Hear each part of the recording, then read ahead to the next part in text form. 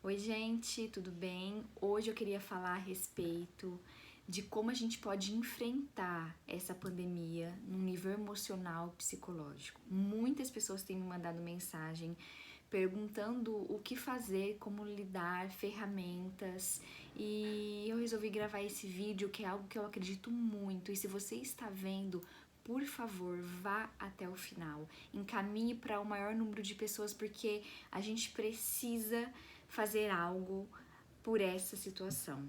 A começar no nosso nível individual e no nosso nível coletivo. Você vai entender um pouco mais sobre o que eu estou falando. Para quem não me conhece, eu sou a Rafaela Félix, psicóloga.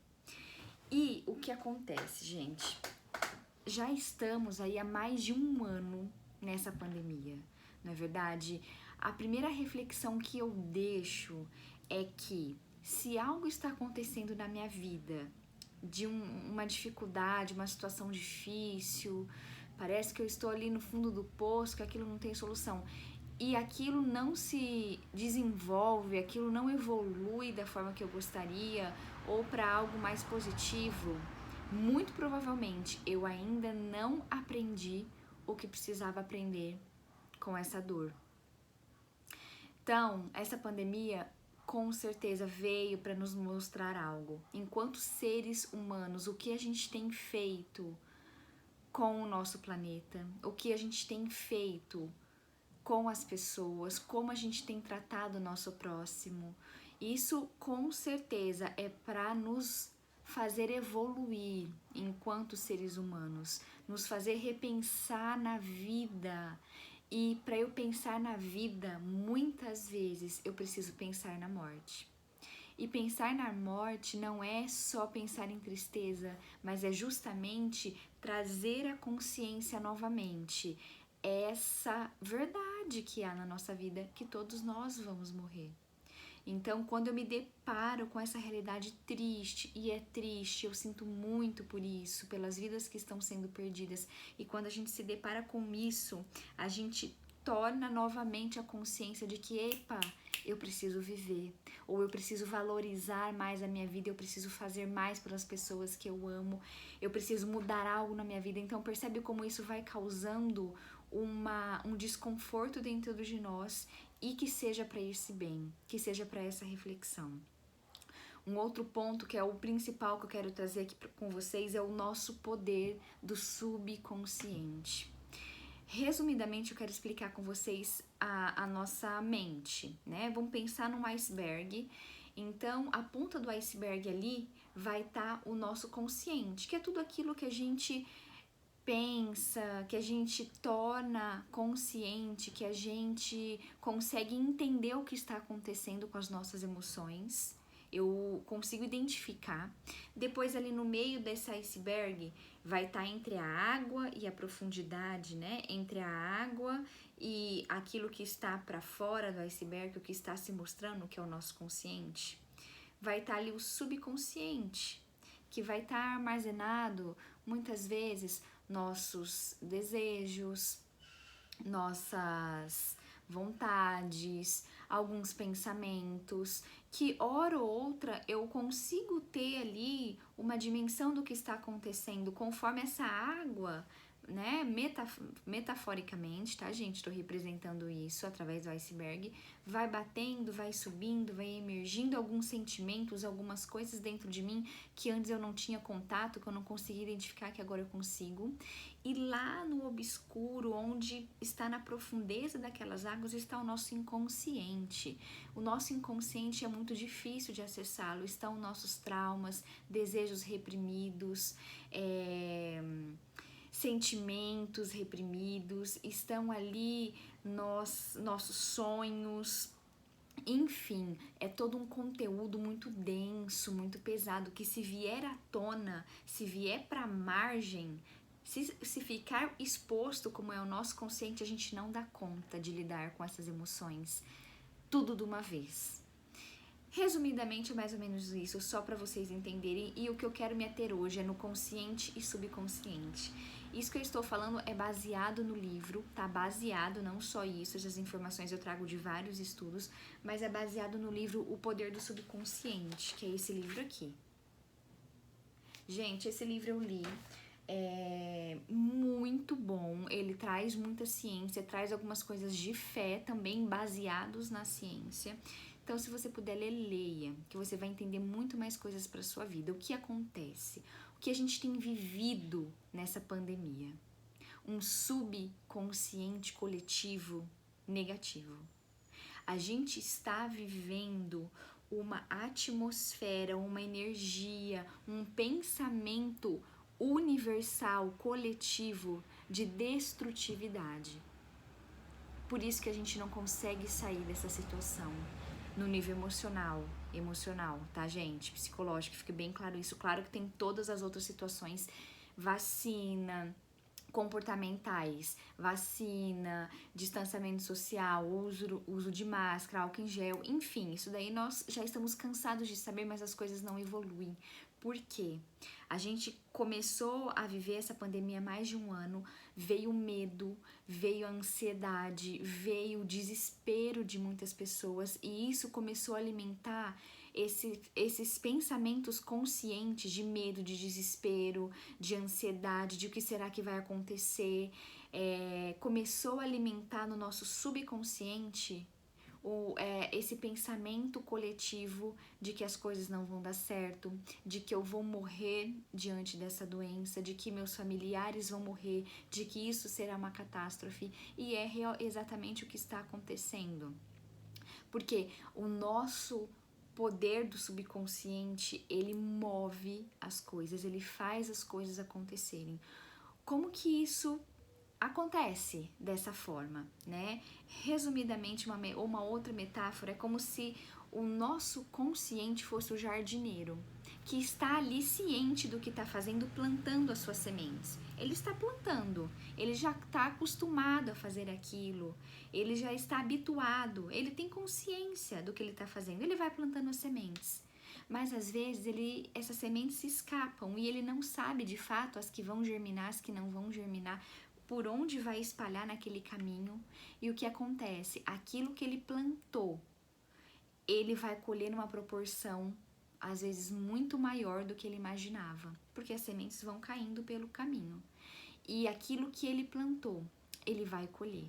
Se ele plantou boas sementes, ele vai colher boas sementes nesse nível subconsciente. Deu para entender? É como um comandante de um navio. O comandante tá ali mandando, né, os operários fazerem. Não entendo muito disso, tá? Só para trazer mais a consciência. Vai para a esquerda, vai para a direita, reto, enfim. Ele vai dando essas coordenadas. A operação só vai obedecer. Se o comandante fizer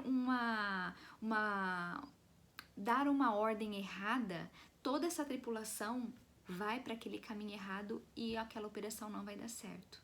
Esse navio pode afundar. É assim a nossa mente subconsciente.